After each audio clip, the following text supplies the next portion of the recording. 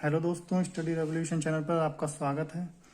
दोस्तों, आज हम लेकर आए हैं आपके लिए प्रतिशतता वाला चैप्टर। आज हमारी मैथ की दोस्तों पहली क्लास है। इससे पहले हमने थोड़ी सी वीडियो और पढ़ी हुई है हमारे चैनल पर। दोस्तों, आप वीडियो के डिस्क्रिप्शन में जो लिंक दिया हुआ है वहाँ पर जाकर और वीडियो देख सकते हो। दोस्तों, प्रतिशतता करने से पहले आपको प्रतिशतता का मतलब समझना होगा। प्रतिशतता होती क्या चीज़ है। जैसे दोस्तों हम बनाते हैं परसेंट का साइन, ये होता है किसी भी चीज का 100वें हिस्से का मान प्रतिशत होता है। 100वां हिस्सा प्रतिशत होता है। अगर आपने ये डेफिनेशन समझ ली ना दोस्तों, तो आप हर एक चीज प्रतिशतता में निकाल सकते हो। बस आपको ये वाला डाउट समझना है कि किसी भी चीज का 100वां हिस्सा उसका प्रतिशत होता है। अब जैसे मैं आपको लिखूं 20%, इसका क्या मतलब है 20/100। अगर हम इसको और थोड़ा सिंप्लीफाई करके लिखेंगे, 1 जीरो से 1 जीरो कट जाएगा, 2 पंजे 10 यानी कि 1/5। अगर हम भिन्न के रूप में लिखेंगे तो ये 1/5 आएगा। परसेंटेज के रूप में लिखेंगे तो ये 20% आएगा। यदि हम जैसे कोई गोला बनाएं, उसके हम 5 हिस्से कर लें, हो गए 5। अब इसका अगर हम 20% इसको करेंगे तो ये आपका 20% हो गया। या एक कॉलम हमने कर दिया तब भी ये 20% रहा, जैसे 1/5। और दोस्तों, भिन्न और परसेंट एक दूसरे के समरूप होते हैं। आप किसी भी चीज को भिन्न बना सकते हैं, किसी भी चीज को परसेंट में बना सकते हैं, दोनों ही। अब जैसे हम करें 1/5 का प्रतिशत मान निकालिए, तो 1/5 गुणा 100 बराबर 20%। ये आपका 20% हो गया। आपको इस चीज को ध्यान रखना है कि जो प्रतिशत जहां हटेगा वहां बटे में 100 आएगा। जैसे आपका 30% लिखा हमने, तो 30/100 यानी कि 3/10। ये आपकी भिन्न की रूप हो गई, ये आपका 30% हो गया। दोस्तों, ये होता है आपका प्रतिशतता में। बस मुख्य चीज यही है कि आपको जहां से प्रतिशत हटाना है वहीं आपका प्रतिशत बटे में 100 लग जाएगा। और जहां आपका साधारण भिन्न लिखी हुई है उसमें अगर हम 100 से गुणा कर दें तो वो प्रतिशत मान हो जाता है।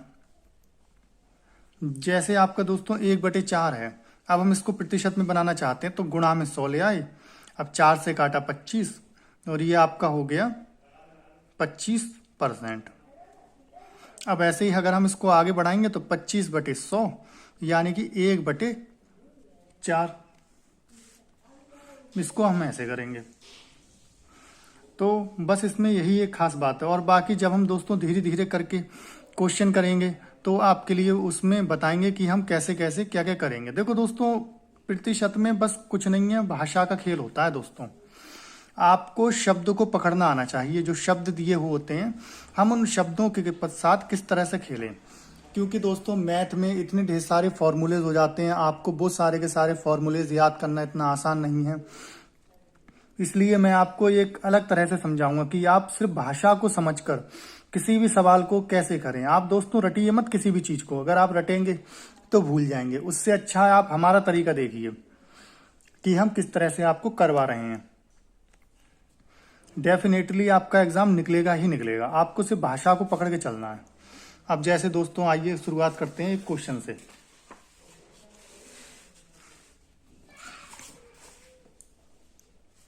जैसे आपका पहला क्वेश्चन पढ़िए क्या लिखा है। किसी if 16:2/3% of a number is added with itself, then result becomes 4956। Find the original number. किसी संख्या में उसका 16 सही 2/3% जोड़ने पर प्राप्त संख्या 4956 है। मूल संख्या ज्ञात करें। अगर हम दोस्तों इसको ऐसे करें, जैसे इसको ऐसी तो करेंगे, किसी संख्या माना जो संख्या है वो x है, तो उस संख्या में उसका x इंटू 16:2/3% यानी कि उसका 16 सही 2/3% जोड़ेंगे। प्रतिशत हटाते हैं दोस्तों, बटे में 100 लेके आ जाते हैं, गुणा 1/100 बराबर 4, 9, 5, 6। जब हम इसको दोस्तों सॉल्व करेंगे तो आ जाएगा हमारा x इंटू 1/6 इजक्वल टू 4956। तो यहाँ पर आ जाएगा आपका 6 और एक 7x बटे 6 is equal to 4956, x is equal to 4248।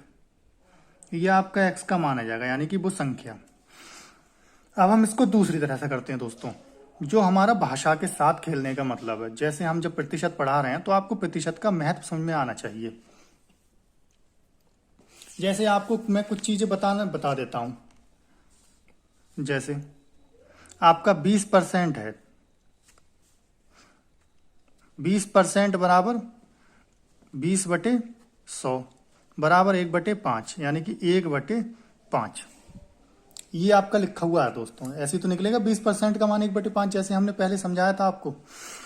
तो अगर हम देखें 5 का अगर हम 20% निकालें तो वो कितना हो जाता है, देखिए 5 का 20% यानी कि 20/100 बराबर 5 दूनी 10 और 20 से 20 कट गया यानी कि 1। नीचे वाला जो होता है वो दोस्तों आता है आपका मूल मान, नीचे वाले को कहते हैं मूल मान। ऊपर वाला हो जाता है रिजल्ट यानी कि परिणाम। हमेशा ध्यान रखना, जैसे जब हम किसी भी चीज की भिन्न निकालते हैं, भिन्न में कन्वर्ट करते हैं, परसेंट को बदलते हैं, तो नीचे वाला मूल मान होता है। अगर हम उससे उस प्रतिशत की गुणा करेंगे तो ये ऊपर वाला हमारा परिणाम आ जाएगा। यही चीज मैं आपको समझाना चाह रहा हूं। जैसे ये आपका 16 सही 2/3% है दोस्तों, तो 16 सही 2/3% को अगर हम उसमें बदलेंगे तो आपका कितना आ जाएगा, देखिए साइड में 16 दूनी 32, 16 3 48, 48 और 2 50। जिन लोगों को ये चीज खोलना नहीं आती है तो हम बताएं, इसमें हम करते हैं गुणा आगे वाली चीज में, यानी कि 16 3 48 और ऊपर वाला जोड़ देते हैं यानी कि 50/3। अब जब प्रतिशत हटाएंगे तो बटे में 100 लगा लेंगे, तो 50 एक कम 50, 50 दूनी 100 यानी कि 1/6। तो कितना आ गई आपकी दोस्तों भिन्न, 1/6।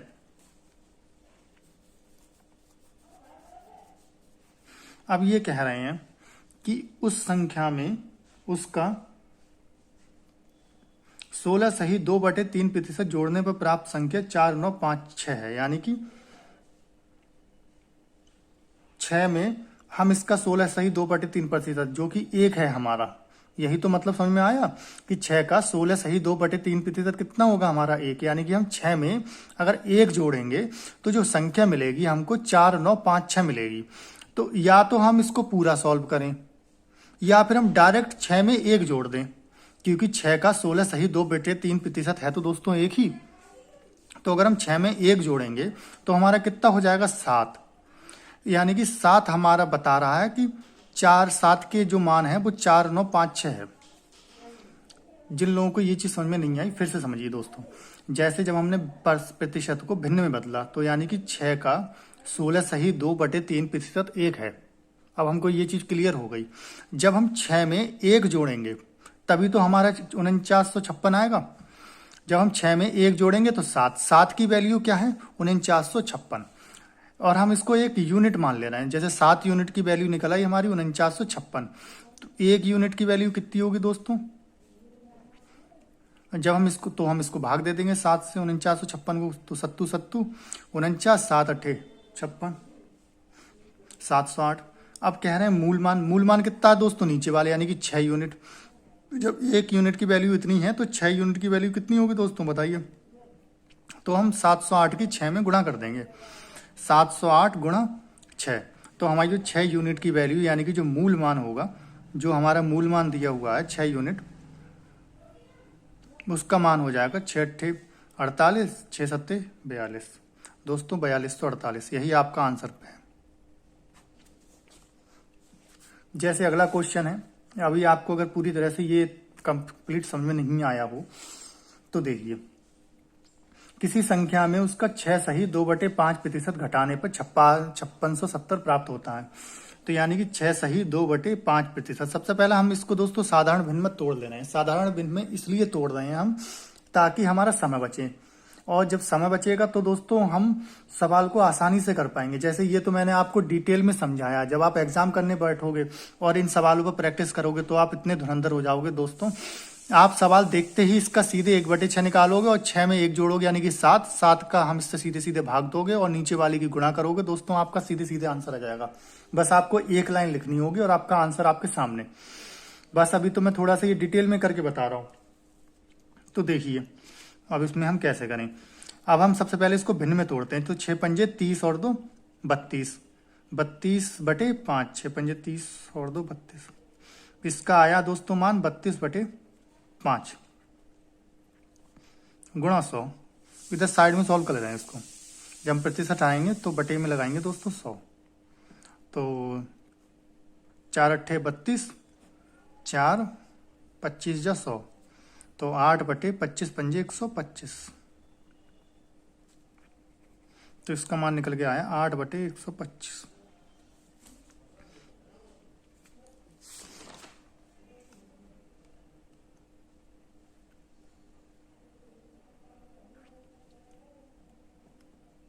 दोस्तों ये क्वेश्चन थोड़ा सा गलत हो गया है, 2/3% आएगा यहाँ पर। मैंने क्वेश्चन हल्का सा गलत लिख लिया था क्योंकि इसका आंसर मैच नहीं बैठेगा, इसलिए थोड़ा सा इसमें चेंज करना होगा दोस्तों।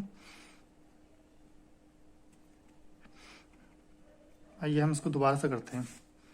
6 सही 2/3%। अब हम इसका मान देखिए निकालते हैं। 6×6 18 और 2 20/3 गुणा 1/100। 1 जीरो से 1 जीरो कट गया। 2/30 यानी कि 2 एकम 2, 2 15 जा 30, 1/15 आ गया दोस्तों यहाँ पर हमारा। अगर आप चाहो तो सिंप्लीफाई नहीं करना चाहते हो तो मत करो, ऐसी भी कोई दिक्कत नहीं है।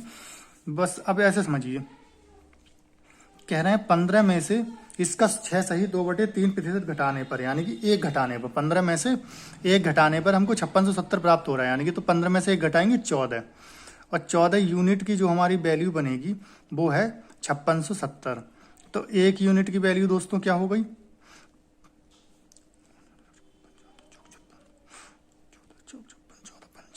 70, 405। और ऐसे ही जब हम 15 यूनिट की वैल्यू निकाल लेंगे तो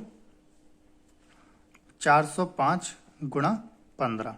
तो जो हमारा मूल मान जो नीचे वाला है यानी कि 15 यूनिट जो हमने माना था वो आ जाएगा 15 पंजे 75, 15 चौका 60, 6075 दोस्तों।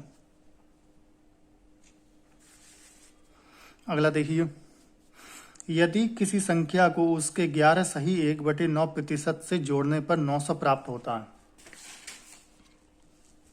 तो संख्या ज्ञात करें। सेम टू सेम दोस्तों क्वेश्चन है। तो सबसे पहले हम 11 सही 1/9% का हम वो निकाल ले रहे हैं भिन्न। 11 नेम 99 और 1 100/9। अब प्रतिशत हटाएंगे तो 1/100 कर लेंगे। 100 से 100 कट गया यानी कि 1/9।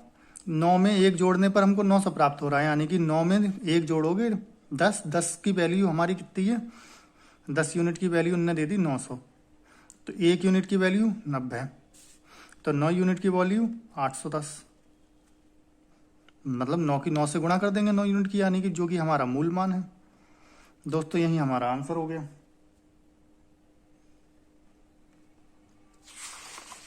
अगला क्वेश्चन देखिए, किसी संख्या में 64 जोड़ने पर प्राप्त संख्या अपने आप का 157 सही 1/7% बन जाती है।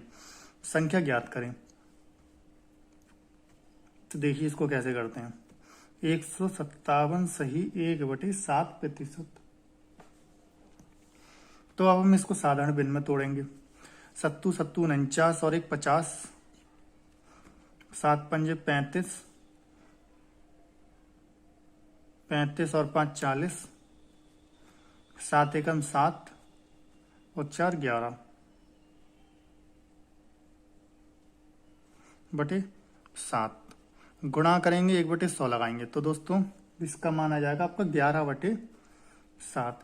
यानी कि हम 7 में 64 जोड़ रहे हैं तो अपनी संख्या 157 सही 1/7% बन जाती है। यानी कि हम 7 में अगर हम प्लस जोड़ेंगे तो हमारी कितनी बन जाएगी 11।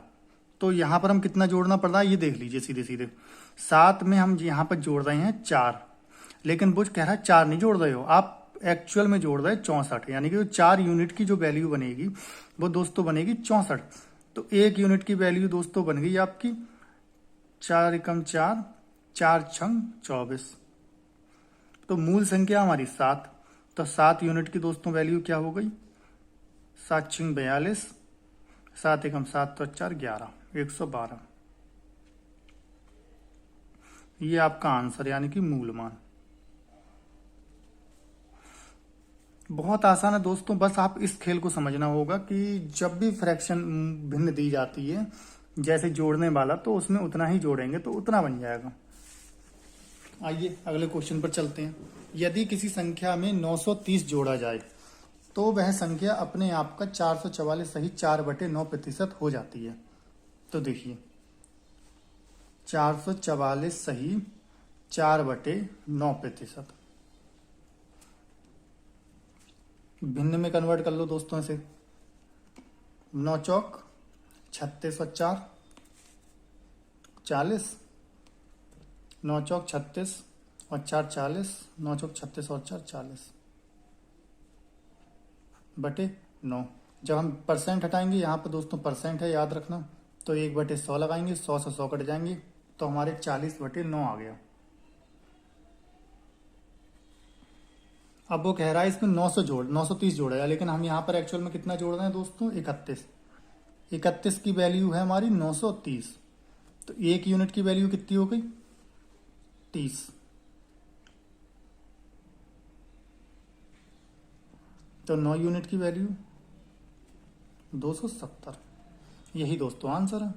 आप तो दोस्तों जब इन सवालों पर और भी ज्यादा प्रैक्टिस करोगे तो आप तो ऐसे धुरंधर बन जाओगे, आप सिर्फ एक लाइन लिखोगे और दोस्तों आपका आंसर आ जाएगा। मैं तो बस डिटेल में इसलिए करा रहा हूं ताकि आपकी समझ में आए बस दोस्तों। और हमारा जो टेलीग्राम ग्रुप है उसमें मैं इन सारे के सारे क्वेश्चंस को डाल दूंगा। आप 1 बार 2 बार इन सवालों की प्रैक्टिस करना, फिर आप और सवालों की प्रैक्टिस करना। अगर आपको और सवाल नहीं आए तो आप उस टेलीग्राम ग्रुप में डाल देना दोस्तों। हम आपको हर एक क्वेश्चन का आंसर वहीं पर करवाएंगे। अगर हम वहां पर नहीं करवाएंगे तो हम उसका एक वीडियो सेशन लेकर आएंगे जहां पर हम आपको डिटेल में उस तरह का समझाएंगे आपको। अब अगला क्वेश्चन देखिए। यदि किसी संख्या में 16 जोड़ा जाए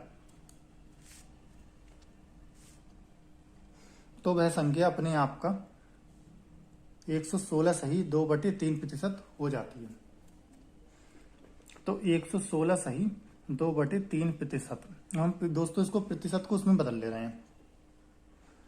3 छंग 18 का 8 हासिल, 3 छंग 18 और 2 20, ऊपर वाली संख्या जोड़ी जाती है।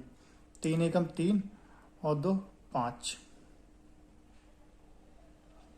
3 एकम 3 बटे 3 गुणा परसेंट हटाएंगे 100 लगाएंगे, 1 जीरो से 1 जीरो, 5 सत्ते 35, 5 दूनी 10 यानी कि 7/6। यहाँ हम जोड़ रहे हैं 1, लेकिन एक्चुअल में इन्होंने कहा कि आपने 1 नहीं जोड़ा है 16, तो हमको 1 यूनिट की वैल्यू सीधे सीधे पता चल गई। अब 6 की यूनिट की वैल्यू निकाल लेंगे तो 6 यूनिट की वैल्यू कितनी आएगी दोस्तों 6 जंग 36, 6 कम 6 3 9। आंसर यही आपका मूल मान है दोस्तों, यही पूछा है आपसे संख्या। आइए अगले प्रश्न की ओर। ये थोड़ा अलग प्रकार का प्रश्न है दोस्तों। आयत की लंबाई 37.5% बढ़ा दी जाए तथा चौड़ाई 20% कम कर दी जाए तो क्षेत्रफल में प्रतिशत परिवर्तन ज्ञात कीजिए। दोस्तों अगर हम चाहें तो इसको x और y मानकर भी कर सकते हैं, लेकिन उसमें दोस्तों बहुत ज्यादा समय लगेगा। इसलिए मैं बस आपको ये चीज समझाना चाह रहा हूं, जहां दोस्तों परसेंटेज मिले वहां आप सिर्फ परसेंटेज को ही लेकर कैलकुलेट कर लीजिए, जैसे फ्रैक्शन बनाकर या कुछ और करके, जैसे हम पीछे वाले सवालों में कर रहे थे। अगर हमारा परसेंटेज दिया था तो हम x और y ना मान के सीधे सीधे अपनी फ्रैक्शन बना रहे थे, उन्हीं फ्रैक्शन से हम उसको तोड़ रहे थे जैसे उन्होंने प्रतिशत दिया था। आइए इस सवाल को देखते हैं। जैसे एक आयत है, इसकी चौड़ाई लंबाई 37.5 और चौड़ाई 20% कम कर दी गई, ये बढ़ा दी गई, ये घटा दी गई। तो आयत की लंबाई और चौड़ाई का सूत्र होता है लंबाई गुणा चौड़ाई, ये सूत्र होता है। अब दोस्तों 37.5% की हम पहले फ्रैक्शन बना ले रहे हैं। 2 सत्ते 14 और 1 15, 2 3 6 और 1 7, 65% बटे 2 गुणा 1/100। यही तो बात बनी दोस्तों। 2 सत्ते 14 और 1 15, 2 3 6, सॉरी 75 आएगा दोस्तों। 25 3 75, 25 चौका 100 यानी कि 3/8। और 20% का मतलब हुआ 20/100 यानी कि 1/5। अब देखो दोस्तों, इसमें ये कहा है कि 37.5% बढ़ाई, यानी कि 8 का 37.5% कितना हुआ 3। 8 से उनने 3 बढ़ा दी लंबाई। 8 में 3 बढ़ाई, 8 और 3 11। ऐसी चौड़ाई घटा दी, यानी कि 5 का 20% हुआ आपका 1, तो 5 में 1 उनने घटा दी, यानी कि 5 से कर दी आपकी 4। तो क्षेत्रफल होता है दोस्तों लंबाई गुणा चौड़ाई। 8 पंजे 40, 11 चौक 44।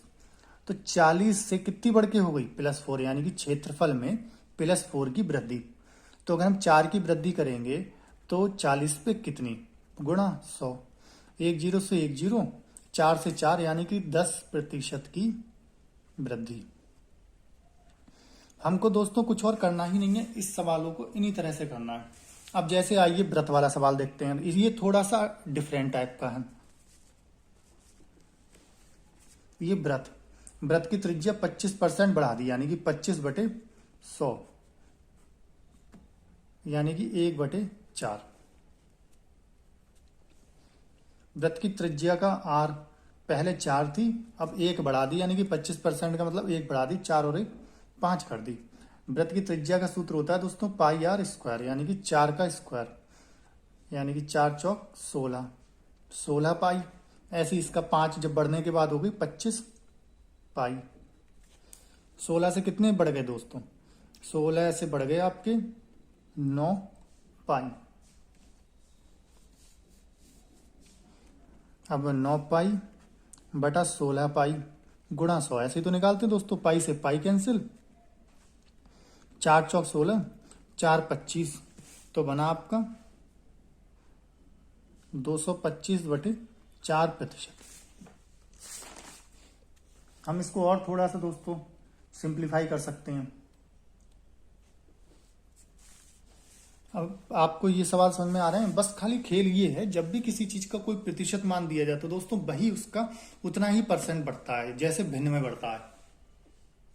बस हमको सिंपली उसको भिन्न में कन्वर्ट करना है। और जब आप कई एक बार प्रैक्टिस करोगे तो आप अपने आप माइंड में आपका आ जाएगा कि भैया 25% दिया, 25% मतलब 1/4 दिया है, 20% दिया है, 20% मतलब 1/5 दिया है। ऐसे ही अगला देखिए। एक व्यक्ति किसी संख्या को 3/5 के स्थान पर 7/4 से गुणा कर देता है। परिणाम में प्रतिशत परिवर्तन ज्ञात कीजिए। देखिए, अब इन्होंने खाली दिया है दोस्तों प्रतिशत परिवर्तन। आप बस अपने दिमाग में ये बिठा लीजिए कि जब वहां पर आपको प्रतिशत परिवर्तन दे तो आप असली संख्याओं को या x और y को मानने की दोस्तों कोई आवश्यकता नहीं है। आप अपने दिमाग से कोई इमेजिनरी नंबर लेकर आगे क्वेश्चन सॉल्व करेंगे, आपका क्वेश्चन सॉल्व होगा ही होगा। अगर जैसे हमने ऊपर वाले व्रत वाले सवाल में था, तो यहाँ पर ये कांस्टेंट नंबर है दोस्तों पाई। अगर हम चाहें तो इस कांस्टेंट नंबर को ना भी लें तब भी आंसर आ जाएगा, क्योंकि कांस्टेंट नंबर कभी भी प्रतिशत परिणाम में, प्रतिशत वाले में उसके जो आंसर निकलता है उसको कभी भी वो परिवर्तित नहीं करता है। उसका कारण ये है कि जब जैसे कोई चाहे छोटा गोला हो या बड़ा गोला हो, ऐसे समझिए आप, इसमें भी सेम टू सेम पाई रहने वाला है, इसमें भी सेम टू सेम पाई रहने वाला है। पाई का मान इसके लिए भी कांस्टेंट है, इसके लिए भी कांस्टेंट है। तो जब इन दोनों के लिए कांस्टेंट है तो अगर हम इनके मूल मानों की बात करें तो पाई उसके लिए बदलेगा, लेकिन अगर हम प्रतिशत के लिए बनाए तो प्रतिशत के लिए पाई का मान यही रहेगा। जब मैं इससे इनमें कहूं ये 25% बड़ा है तो पाई से इसमें फर्क नहीं पड़ेगा 25% बड़ा होने से। अब जैसे कि अगर हम इसका आप मान ले 25%, जैसे ये 10 है तो ये आपके 12.5 हो जाएगा इसका क्षेत्रफल। अब अगर हम इसकी आर निकालेंगे तो सीधे हम आर इसका अंडर रूट निकाल देंगे, बस ये इससे तरह से आपकी आर निकल जाएगी, क्योंकि पाई से परसेंटेज में कोई चेंज नहीं होता है जब तक कि हमको मूल मानों की आवश्यकता ना पड़े। आइए इसी सवाल पर हम वापस आते हैं। जब इनने प्रतिशत परिणाम कहा है तो हम कुछ नहीं निकालेंगे, हम अपने हिसाब से कर लेंगे। उनको गुणा करनी थी 3/5 से किसी संख्या की, लेकिन उन्होंने गलती से कर दी 7/4 से। यही तो कह रहे हैं। अब हम ऐसी संख्या से गुणा करके देखते हैं जो आसानी से गुणा हो जाए। गुणा किससे करेंगे? जैसे 5 और 4 से दोनों से कट जाए, ऐसी संख्या ले लीजिए आप अपनी तरफ से। 5 चौके 20, 20 दोनों से कट जाएगी दोस्तों, तो हमने दोनों तरफ ले ली 20 की। सपोज इन्होंने अपने 20 से गुणा करी थी, तो 5 चौके 20, आप 40 ले लो तब भी कोई फर्क नहीं पड़ेगा दोस्तों, 40 लेकर भी मैं दिखाऊंगा। 4 पंजे 20, 3 चौक 12, 7 पंजे 35, यानी कि 12 से आपकी हो गई 35। कितने की वृद्धि हुई दोस्तों? 3, 3 में से 1 गया 2, 23 की वृद्धि हुई। 23/12 गुणा 100 बराबर 191 सही 2/3% दोस्तों इसका आंसर आएगा। अब जैसे कि अगर आपको माइंड में डाउट आ रहा हो कि हम 40 लेंगे, तो भैया जी देखिए 40 ले लीजिए। 40 7/4 गुणा 40। बस इस तरह का थोड़ा सा ध्यान रखना कि वो संख्या दोनों से कट जाए, मिक्स नहीं हो, और इसमें कुछ नहीं है। 5 8 40, 4 दाई 40, 8 3 24, 7 दाई 70,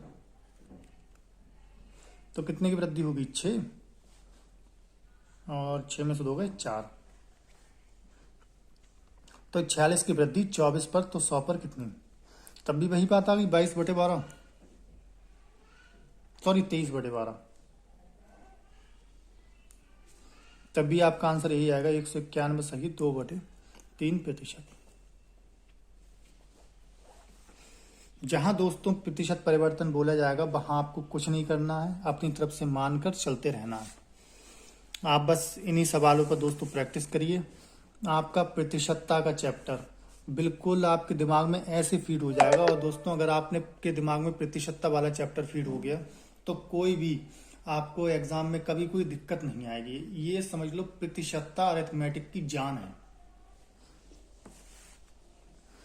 एक विद्यार्थी एक संख्या को 5/3 के स्थान पर 3/5 से गुणा कर देता है। तो सेम टू सेम पहले हम अपनी तरफ से गुणा कर ले रहे हैं, जैसे जो संख्या 5 से भी कट जाए और 3 से भी कट जाए। तो आपका कितना हो गया? 15, 15 ले लीजिए। 3 पंजे 15, 55 25, 5 3 15, 3 3 9, यानी कि कमी आ गई। कितने की कमी आ गई? 16 की।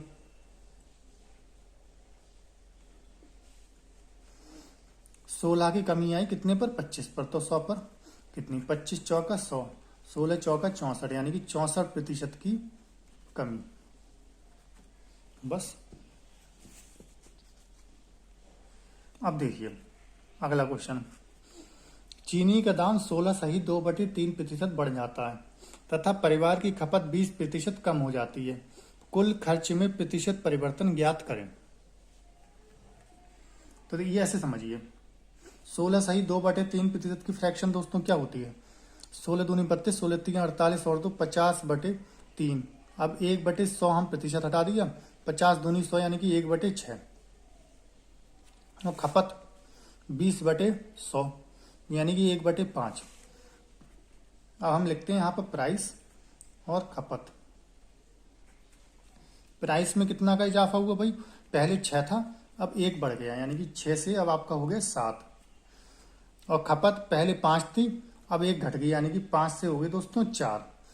अब देखिए आगे, 6 पंजे 30, 7 चौक 28। यही तो कुल खर्च होता है, जितने आपके पैसे हैं जितने की आप खपत कर रहे हैं उसी से हम दोस्तों गुणा कर देंगे तो आपकी सारी चीजें निकल आएंगी। तो 30 से 28 हो गया, यानी कि 2 की कमी हो गई। तो 2 की कमी 30 पे, तो 100 पे कितनी? 1 0 से 1 0, 6 सही 2/3%। चलिए दोस्तों ऐसे ही अगले प्रश्न की ओर बढ़ते हैं। सिनेमा हॉल की टिकट की बिक्री 57 सही 1/7% बढ़ जाती है तथा मूल्य 16 सही 2/3% बढ़ जाता है। कुल आमदनी में प्रतिशत परिवर्तन ज्ञात करें। देखिए दोस्तों यहाँ पर भी आपका प्रतिशत परिवर्तन हो गया। तो हम अपनी तरफ से कुछ भी मानकर इस सवाल को सॉल्व कर सकते हैं। अब हम वही वाला मेथड अपनाएंगे, फ्रैक्शन वाला। तो 57 सही 1/7 की फ्रैक्शन क्या बनेगी? सत्तू सत्तू 49 और एक 50, 7 पंजे 35 और 5 40/7 गुणा 100 यानी कि 4/7। ऐसे ही 16 सही 2/3%। 16 दूनी 32 और हमने ऊपर भी करा दिया। फिर 16 सही 2/3% की फ्रैक्शन कितनी बनती है? 1/6। बार बार हम इसको सॉल्व नहीं करते हैं, एक ही बार में लिख लेते हैं।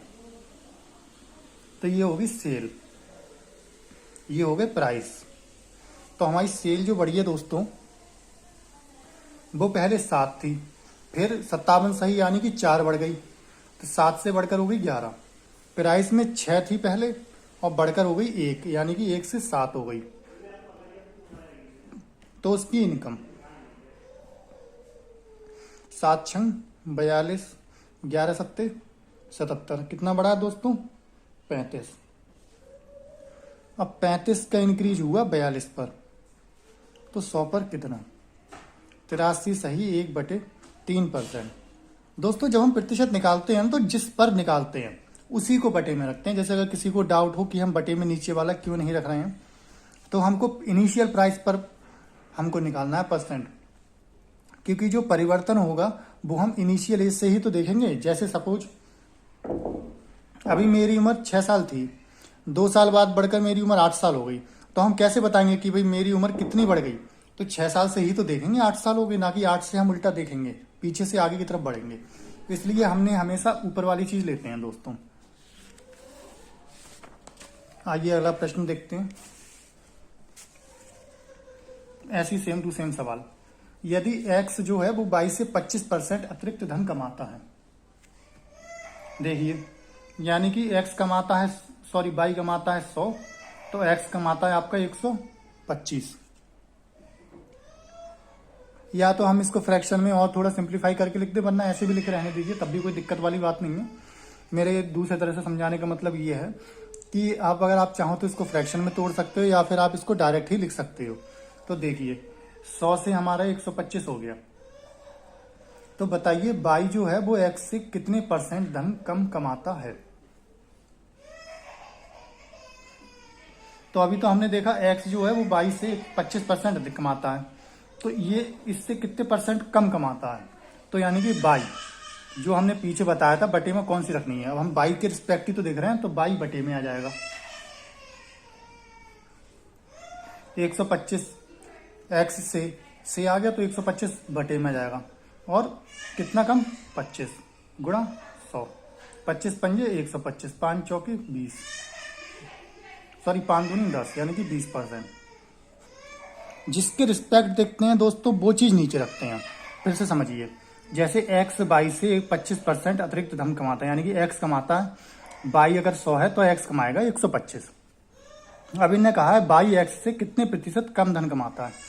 तो देखिए x से, जब हम ये x से निकालेंगे तो बटे में x आ गया, इसके रिस्पेक्ट देखना हमको x के, तो ये 25 कम कमा रहा है बाई, तो 100 20% हो गया दोस्तों। बहुत सिंपल है, आपको कुछ करना ही नहीं है, डिटेल में जाना ही नहीं है। जैसे एज इट इज भाषा दे दी वैसे ही आप एज इट इज इसको सॉल्व करिए। जैसे यदि कृष्ण की आय राधा की आय से 16 सही 2/3% कम है, 16 सही 2/3% यानी कि 48, यानी कि 50/3, % हटाया 100 लगाया, 50 दूनी 100 यानी कि 1/6। तो ये होगी राधा, ये कृष्ण की आय हो गई, राधा की आय हो गई। पढ़िए, यदि कृष्ण की आय राधा की आय से इतनी कम है, यानी कि राधा की आय 6 है, तो 6 से 1 कम, यानी कि इसकी आय हो गई 5।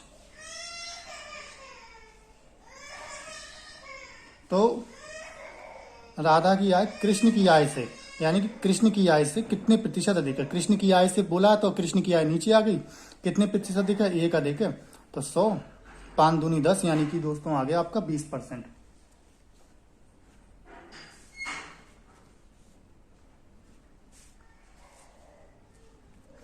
पी क्यू से 6 गुना बड़ा है। पी जो है वो क्यू से 6 गुना बड़ा है। पी से कितना % कम है? पी क्यू से 6 गुना, अगर क्यू 1 है तो पी है आपका 6, तो क्यू पी से कितना प्रतिशत कम है? तो क्यू पी से, यानी कि पी नीचे आ जाएगा, 5 कम है दोस्तों, तो 5 गुणा 100 तो आ जाएगा 83 सही 1/3%। अगला प्रश्न देखिए दोस्तों, किसी विद्यालय में 60% लड़के तथा 972 लड़कियां हैं, लड़कों की संख्या ज्ञात कीजिए। अब देखिए, जैसे सपोज किसी विद्यालय में 100% यानी कि 100 लड़के हैं, 100% टोटल बच्चे हैं, जिसमें हमारे बॉयज हैं 60। तो दोस्तों इसमें बॉयज हो गए 60, तो गर्ल्स कितनी बची दोस्तों? जब टोटल 100% है तो 40 गर्ल्स हो गई आपकी 40। लेकिन जब उनने कहा कि गर्ल्स 40 नहीं है भैया, 972 हैं, तो 40 की वैल्यू है हमारी 972, तो एक की कितनी वैल्यू हो गई? 972/40। तो 60 लड़कियों की कितनी हो जाए? 60 लड़कों की, तो 60 की वैल्यू होगी 972/40 गुणा 60। 1 0 से 1 0 कट गया, 2 दूनी 4, 2 3 6, 2 से काट दो, जो 2 चौक 8, 2 अट्ठे 16, 2 छंग 12, इधर ले आओ 3 छंग 18, 3 अट्ठे 24 और 1 25, 3 चौक 12 और 2 14, 1458 दोस्तों लड़कों की संख्या हो गई इसमें। ये थोड़ा अच्छा प्रश्न है दोस्तों। ए बी सी व डी ने एक पेन 56 लाख रुपए में खरीदा। B plus C plus D का हिस्सा ए के हिस्से का 460%, जबकि A plus C plus D का हिस्सा बी के हिस्से का 366.66% है, तथा सी का हिस्सा ए प्लस बी प्लस डी के हिस्से का 40% है। तो डी का हिस्सा ज्ञात करें।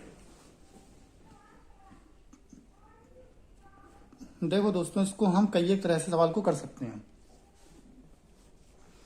लेकिन मैं दोनों तरह से आपको समझा दे रहा हूं। अगर हम डिटेल मेथड से जाएं तो कैसे करेंगे?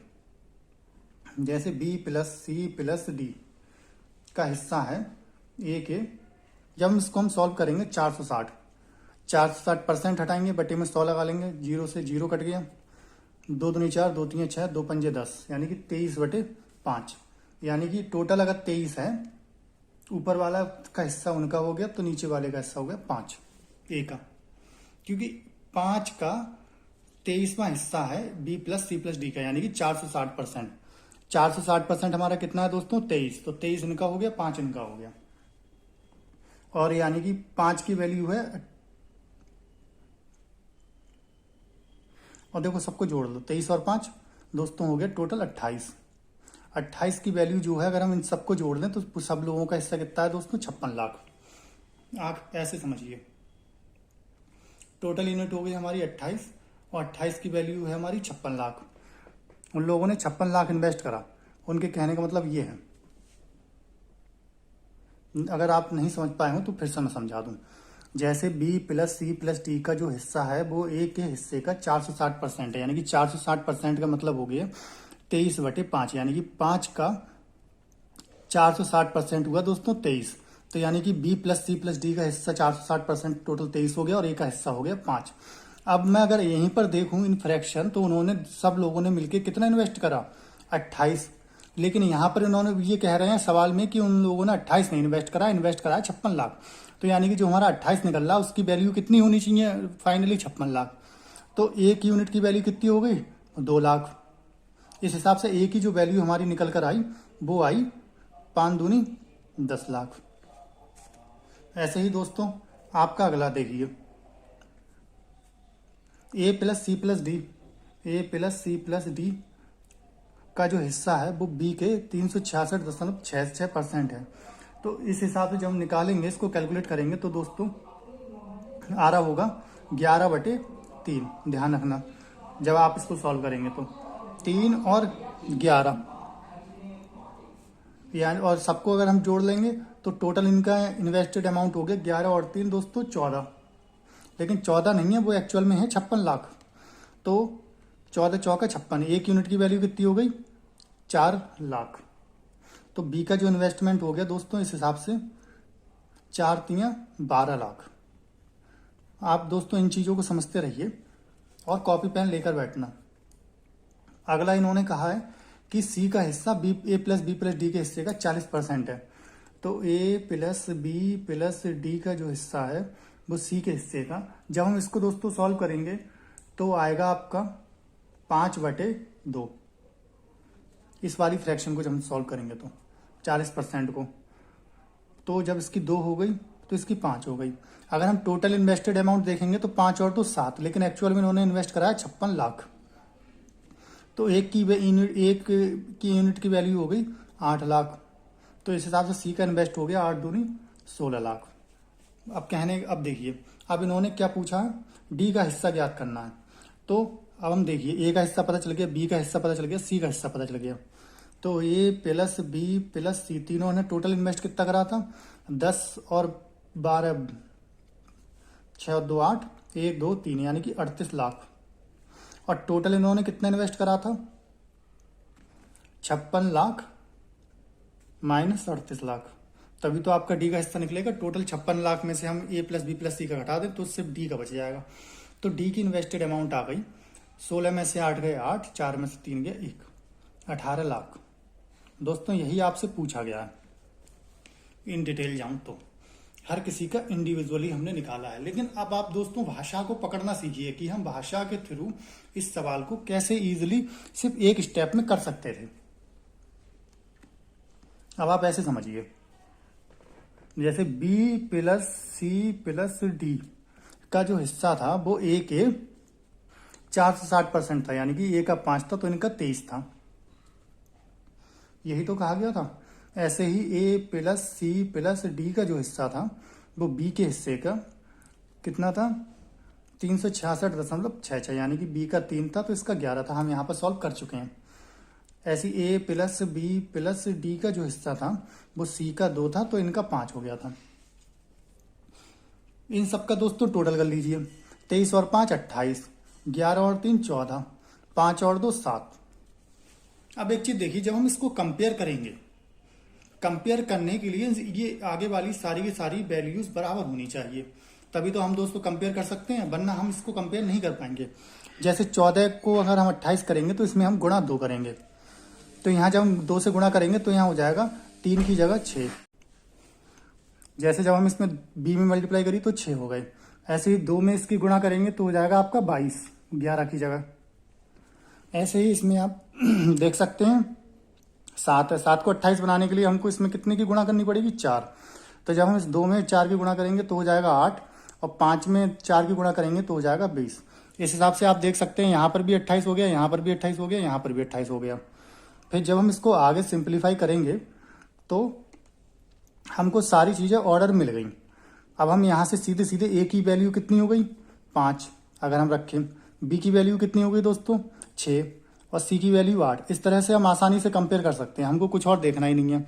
लेकिन 28 की वैल्यू है 56 लाख, तो एक यूनिट की वैल्यू कितनी हो गई, 28 दूनी 56, 2 लाख। तो इस हिसाब से ए का मान निकल आया 5 दूनी 10 लाख, और बी का मान 6 दूनी 12 लाख, और सी का मान निकल आया 8 दूनी 16 लाख। और यही हमारा यहाँ पर आंसर निकल रहा था जब हम डिटेल में कर रहे थे। और ये दोस्तों शॉर्ट मेथड हो गया। देखिए आपका बहुत कम समय बर्बाद हुआ। आप इसी तरह से अगर भाषा को पकड़ना सीख गए तो सारे क्वेश्चन करना आप आसानी से सीख जाओगे। आइए दोस्तों अगला प्रश्न देखते हैं।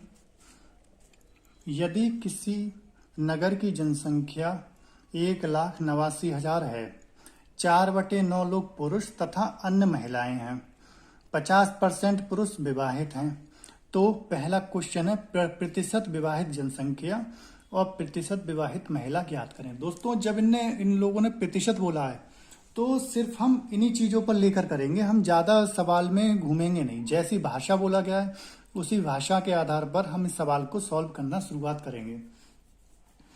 तो जैसे सवाल ने बोला है किसी नगर की जनसंख्या 1,89,000 है जिसमें 4/9 लोग पुरुष हैं। यदि मैं मान लूं उस नगर की टोटल पॉपुलेशन कितनी हो जाएगी दोस्तों 9, तो जिसमें से मेल यानी कि पुरुष कितने होंगे 4, और बचे हुए फीमेल्स कितनी रह गई दोस्तों 5, क्योंकि 9 में से 4 जब मेल हो गए तो फीमेल लगी 5। अब 50% पुरुष विवाहित हैं, तो यानी कि 50% का मतलब 2 पुरुष विवाहित हैं, मैरिड। ध्यान रखना दोस्तों। और जब 2 पुरुष विवाहित होंगे तो विवाहित किससे होंगे? महिलाओं से। तो यानी कि इसमें से 2 महिलाएं भी विवाहित होंगी। अब यहां पर 2 पुरुष अनमैरिड बचे और 2 यहां से 3 महिलाएं अनमैरिड बची। तो कहा है प्रतिशत विवाहित जनसंख्या ज्ञात करो। तो देखिए दोस्तों, यहाँ 2 और 2 4, टोटल 4 लोग ऐसे हैं जो विवाहित हैं। तो जब 4 लोग विवाहित हैं और टोटल पॉपुलेशन 9 है, यानी कि टोटल लोग 9 है, 9 यूनिट। अगर 9 यूनिट टोटल लोग हैं, लेकिन हमारे सवाल के अनुसार है 1,89,000। तो 1 यूनिट कितना बना दोस्तों? 1,89,000 बटे 9। तो 4 यूनिट मतलब मैरिड लोग कितने हो गए? 4 यूनिट हो गए टोटल। तो 4 यूनिट आपका हो गया 1,89,000 बटे 9 गुणा 4, क्योंकि 4 ही लोग हैं। 2 महिलाएं विवाहित हो गई दोस्तों, 2 पुरुष विवाहित हो गए, तो इस हिसाब से हमारे 4 से हमने गुणा कर दी। अब इसको काटेंगे, 9 दूनी 18, 9 एकम 9। तो जब 4 से अब हम इसमें गुणा करेंगे तो टोटल जो विवाहित लोग आ जाएंगे हमारे, विवाहित आ जाएंगे 4 एकम 4, 4 दूनी 8, 84,000। यही दोस्तों आपका आंसर हो जाएगा।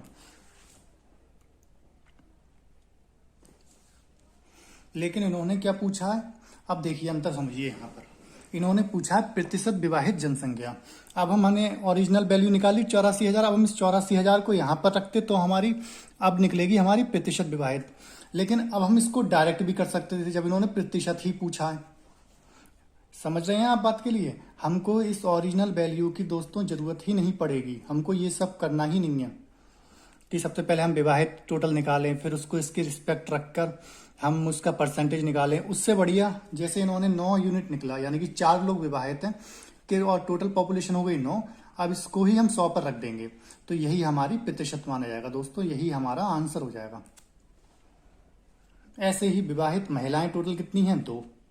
लेकिन महिलाएं किस पर देखेंगे हम? टोटल महिलाओं पर। 5 गुणा 100, ये हमारा दोस्तों 5 दूनी 10, 20 20 40, 40% ही हमारी विवाहित महिला हो गई। मैं आपको यही समझाना चाह रहा हूँ, प्रश्न में जो पूछा जाए वही निकालिए, आपको ये सब करने की जरूरत ही नहीं है। जब खाली हमारा इतने से ही काम चल जाएगा तो अब हम 84,000 पे निकालते, हम 84,000 से इसको आगे भी सॉल्व करते।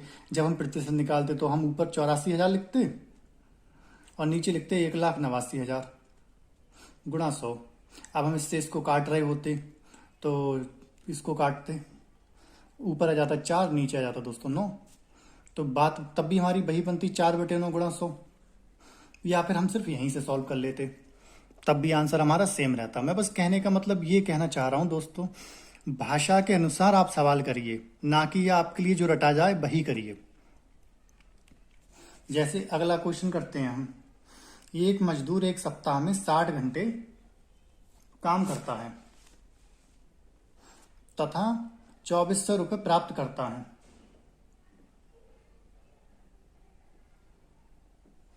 यदि उसका प्रति घंटे वेतन 40% बढ़ता है तथा कार्य 16 सही 2/3% कम करता है, आय में प्रतिशत परिवर्तन ज्ञात कीजिए। इन्होंने भी दोस्तों आय में प्रतिशत परिवर्तन पूछा है, तो हम इसमें ज्यादा चीजों की हमको जरूरत नहीं है।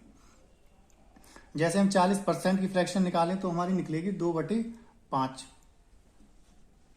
यानी कि पहले उसका जो वर्क था इनिशियल वेतन कर लीजिए, पहले 5 था, बाद में 2 बढ़ के हमारा हो गया 7। ठीक है। और कार्य जितने घंटे वो कार्य करता है वो सही 16 सही 2/3%। इसकी हमारी फ्रैक्शन होती है दोस्तों 1/6। जैसे हम जब सॉल्व करते हैं, पिछले सवाल में हमने सॉल्व करा है, पहले अगर वो 6 थी तो उसने 1 काम कम कर दिया, तो यानी कि 5 काम कर रहा है वो। अब टोटल वो अपने घर कितने रुपए लेके जाएगा? 5 छक्का 30, 7 पंजे 35। कितने का अंतर हुआ उसकी इनकम में? 5 रुपए का, यानी कि उसकी इनकम बढ़ गई दोस्तों 5 रुपए। तो 5 रुपए की वृद्धि हुई किस पर? 30 पर। तो 100 पर कितनी, 5 छक्का 30, यानी कि 1/6, 1/6 का होता है 16 सही 2/3%। ये आपकी परसेंट निकल कर आ जाएगी। जैसे हमने 1/6 गुणा 100 करा था, वही 1/6 की फ्रैक्शन ये हो गई हमारी परसेंटेज। मेरे कहने का मतलब ये है, जब दोस्तों प्रतिशत परिवर्तन ही पूछा है तो हम और चीजें नहीं निकालेंगे। यदि हमसे और चीजें पूछी जाएंगी तभी हम और चीजों की तरफ जाएंगे, वरना इन सब की कोई जरूरत नहीं होती है। वहां तो आपको दोस्तों एक एक मिनट एक एक सेकंड बच जाए वो आपका बढ़िया है।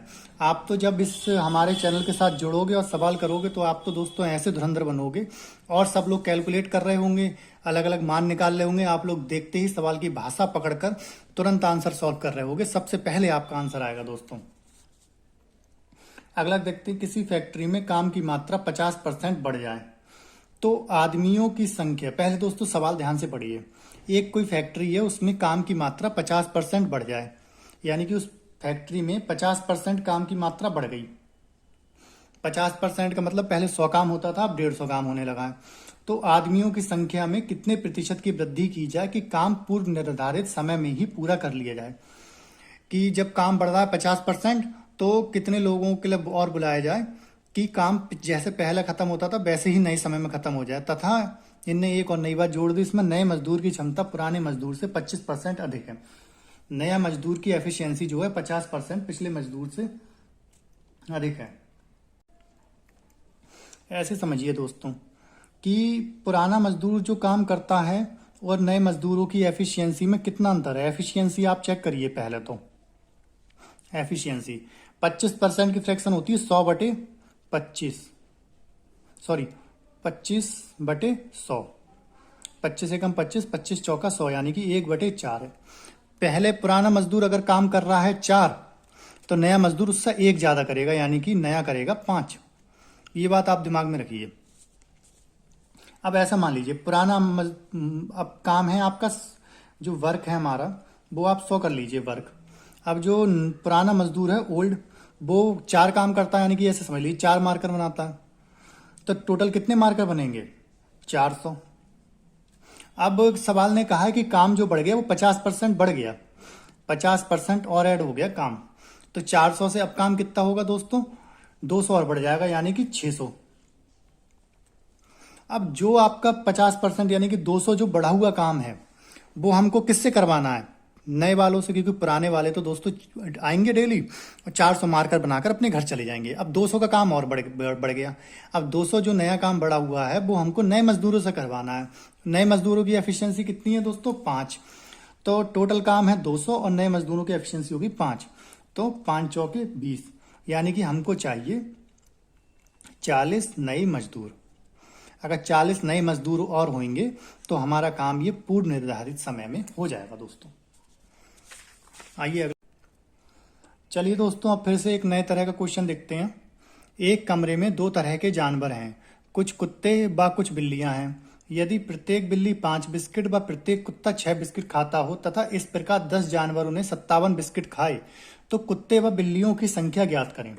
सबसे पहले तो दोस्तों हमको डिटेल मेथड भी आना चाहिए, क्योंकि डिटेल मेथड नहीं आएगा तब तक हम बारीकी से शॉर्ट मेथड पे नहीं जा सकते। हमको सबसे पहले सवाल को पढ़ना होगा, डिटेल मेथड से पहले करेंगे फिर उसके शॉर्ट मेथड से करेंगे। एक कमरे में 2 तरह के जानवर हैं, कुछ कुत्ते व कुछ बिल्लियां हैं, यानी कि टोटल, और प्रत्येक बिल्ली 5 बिस्किट और प्रत्येक कुत्ता 6 बिस्किट खाता है। इस प्रकार 10 जानवरों ने 57 बिस्किट खाए। अगर मैं कुत्तों की संख्या x मान लूं तो दोस्तों बिल्लियों की संख्या कितनी हो गई, 10 - x, क्योंकि बाकी जो 10 में से बच जाएंगे वो आपकी बिल्लियां रह गई। अब प्रत्येक बिल्ली 5 बिस्किट खाती है इंटू 5 बिल्ली, और कुत्ता 6 बिस्किट खाता है इंटू 6, और इस तरह से टोटल उन सब ने, अगर हम उन सबको जोड़ लें तो टोटल इन्होंने 57 बिस्किट खाई। तो यहाँ इस क्वेश्चन को हम सॉल्व करेंगे तो 6x plus 5 × 50 minus 5x equal to 57। तो 6 में से 5 गए, 1x बचा और 50 उधर जाके माइनस का हो जाएगा, यानी कि 7, x बराबर 7। और x जो हमने माना था वो दोस्तों माने थे आपके कुत्ते, और जब 10 - x यानी कि 7 में से 10 में से 7 गए, यानी कि बिल्लियां हो गई हमारी 3। ये दोस्तों आंसर हमारा, ये आपके डॉग हो गए, ये कैट हो गई। अब इसको ही अगर हम शॉर्ट मेथड से करें तो आपको सिंपली बस इतना समझना है, जैसे टोटल कितने जानवर हैं, 10, 10 में से कुछ कुत्ते हैं, कुछ बिल्ली हैं। यहाँ पर हम कैट लिख लीजिए, कोई बात नहीं, यहाँ डॉग लिख लीजिए। अब प्रत्येक बिल्ली 5 बिस्किट खाती है और प्रत्येक कुत्ता 6 बिस्किट खाता है, यानी कि बिल्ली 5 खाती है और कुत्ता 6 खाता है। तो अगर मैं इसको 5 ही लिखूं कि भाई कुत्ता 5 बिस्किट ही नहीं खाता है, 1 बिस्किट और एक्स्ट्रा खाता है। कुत्ता 5 बिस्किट तो खाता ही खाता है बिल्ली की तरह, बस 1 बिस्किट एक्स्ट्रा खाता है। हमने बस इतनी सी बात लिख दी वो इसलिए। अब अगर हम ये कहें कि जैसे कि वहां पर जितने भी जानवर हों, चाहे वो कुत्ता हो या बिल्ली हो, वो सिर्फ 5 बिस्किट खाए, तो आपके कुल कितने बिस्किट खाए जाएंगे 10 जानवरों के द्वारा। अब आप कहेंगे अगर 5 बिस्किट खाएंगे तो टोटल 10 जानवरों के द्वारा 50 बिस्किट खाए जाएंगे। अब उसने कहा है कि भाई 57 बिस्किट खाए गए हैं, है ना, यानी कि 7 ज्यादा घटाएंगे तो हमारे 7 बिस्किट एक्स्ट्रा खाए गए हैं। अब जो एक्स्ट्रा खाए गए हैं वो किसने खाए होंगे? 7 बिस्किट कुत्तों ने, यानी कि प्रत्येक कुत्ता 1 बिस्किट एक्स्ट्रा खा रहा है, तो 7 बिस्किट 7 कुत्ते एक्स्ट्रा खाएंगे। तो इस हिसाब से आपके कुत्ते हो गए 7। अब 10 जानवर है तो 10 में से 7 गए, 3 बिल्लियां बची। अब अगर मैं इसको दूसरी तरह से करूं, एक तरीका और है, जैसे 10 टोटल जानवर हैं, कुछ कुत्ते हैं, कुछ बिल्लियां हैं, सॉरी कुछ बिल्लियां हैं, कुछ कुत्ते हैं। अब कुत्ता खाता है 6 बिस्किट। अब मैं आपको कहूं भाई बिल्ली भी 6 ही बिस्किट खाती है, लेकिन 1 बिस्किट कम खाती है कुत्ते से। अब आप इस तरह से भी करके देखिए। तो टोटल अगर वो पूरी ही सभी जानवर 6 बिस्किट खाएंगे तो टोटल कितने बिस्किट खाए जाएंगे दोस्तों बिस्किट खाए जाएंगे 60, 6 ढाई 60, अगर सिर्फ 6 बिस्किट खाते। लेकिन हमारे बिस्किट खाए गए हैं 57, उस हिसाब से कितने बिस्किट एक्स्ट्रा खाए गए हैं? 3। अब जो 3 बिस्किट एक्स्ट्रा खाए गए वो किसकी वजह से? बिल्ली की वजह से। तो इस हिसाब से 1 के हिसाब से 3 बिल्लियां होंगे, बचे हुए 7 आपके कुत्ते हो गए। आप चाहे इस मेथड से करिए या इस मेथड से करिए दोस्तों, आप तो चुटकियों में आंसर निकाल दोगे। अब जैसे अगला क्वेश्चन, एक चिड़ियाघर में कुछ खरगोश तथा कबूतर हैं, कुल सिरों की संख्या 280। सिर का मतलब टोटल जानवर हो गए आपके दोस्तों 280। कुल पैरों की संख्या 820। कुल कबूतरों की संख्या ज्ञात कीजिए। अब देखिए दोस्तों, खरगोश के 4 पैर होते हैं, कबूतर के 2 पैर होते हैं। तो यहां मैं लिखता हूं कबूतर, यहां लिखता हूं खरगोश। अब मैं सिर्फ आपसे ये कहना चाह रहा हूं, कबूतर के 2 पैर होते हैं, खरगोश के 2 पैर तो होते ही हैं, बस 2 पैर कबूतर से एक्स्ट्रा होते हैं। अब अगर सभी के मैं मान लूं कि सिर्फ 2 पैर होते तो टोटल जानवरों के कितने पैर होते? 560। लेकिन वो कह रहा नहीं, 820 पैर हैं टोटल, 560 नहीं है। तो हमारे कितने कम पैर रहेगा? 0। 12 में से 6 गए 6, 7 में से 5 गए 2। 260 पैर जो एक्स्ट्रा हैं वो खरगोश की वजह से हैं। तो जब हम तो इस हिसाब से खरगोश कितने बने हमारे? 130, यानी कि 260 बटे 2, 130। और बचे हुए कितने बच गए? 150 आपके कबूतर हो गए। बहुत सिंपल आंसर है दोस्तों, बाकी के बच्चे हुए कबूतर हो गए। तो ये सिंपल, बहुत सिंपल मेथड, आप जरा सी देर में इस क्वेश्चन का आंसर कर सकते हो। ऐसे ही एक और क्वेश्चन है, अगर हम इसको भी इसी तरह से सेम टू सेम टेक्निक से करना बताएंगे। किसी शहर की जनसंख्या 6000 है, समझिए दोस्तों ध्यान से। पुरुषों की संख्या बढ़ रही है 5% से, महिलाओं की बढ़ रही है 9%। तो मैं अगर इसको ऐसे लिख दूं, 5% तो बढ़ी रही है, 4% और एक्स्ट्रा बढ़ रही है ना। अगर मैं ऐसा लिख दूं तो कोई दिक्कत नहीं है। अब अगर सब लोगों की जनसंख्या 5% से ही बढ़ रही होती दोस्तों, तो कितनी बढ़ जाती? तो 6000 का 5% अगर हम देखें तो आपका बनता है दोस्तों 300। अगर से 5% बढ़ती तो बढ़ती 300। अब 300 ना बढ़ के वो बढ़ी है दोस्तों 500, यानी कि 6500 हो गई, तो 500 बढ़ी है। 500 में से 300 गए, आपके बचे 200। अब जो 200 बच्चे हैं वो किसकी वजह से बढ़े हैं? वो 4% की वजह से, यानी कि महिलाओं की जनसंख्या 4% और एक्स्ट्रा बढ़ी है। तो x इंटू 4/100 बराबर 200। तो x बराबर 200 गुणा 100/4। तो 4 पंजे 20।